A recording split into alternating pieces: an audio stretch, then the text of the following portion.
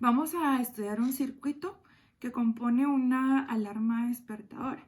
Básicamente los componentes que podemos ver en el protoboard son los siguientes. Tenemos una fotocelda que sabemos que es una resistencia variable, la cual varía su valor según la luz a la que esté expuesta.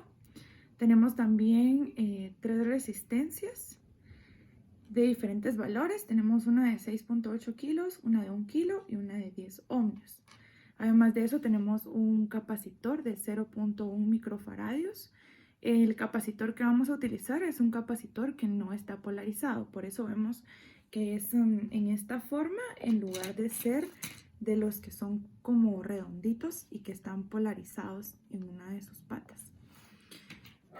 Además de eso también vamos a utilizar un 555, el cual sirve como un temporizador. Este manda impulsos según esté programado en la configuración del circuito. Y además de eso también vamos a utilizar un transistor. El transistor que vamos a utilizar es un 2N3904 y nos sirve para amplificarlo.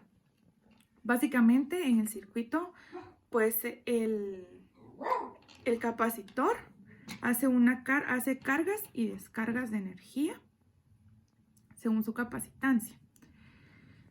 El 555 envía las señales de las frecuencias. El transistor amplifica la señal que es recibida por parte del 555.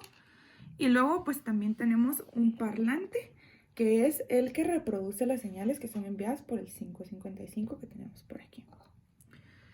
Este circuito está alimentado por una fuente de 9 voltios. Podemos utilizar una fuente que esté conectada directamente a la corriente eléctrica o bien podemos utilizar una batería de 9 voltios. Yo en este momento estoy utilizando una fuente de 9 voltios.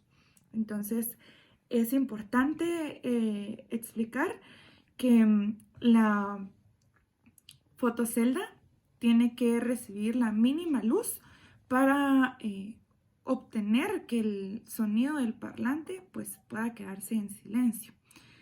Como estamos en un espacio abierto y necesitamos la luz para el video, seguramente el parlante no esté en un silencio total en algún momento. Pero yo tengo acá una bolsa negra con la que voy a intentar quitarle toda la fuente de luz a la fotocelda y vamos a ver hasta dónde podemos hacer que disminuya el sonido.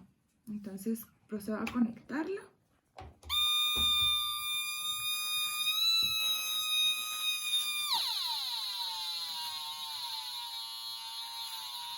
La luz que se filtra aún por los espacios que están descubiertos es la que todavía hace que exista algún tipo de sonido.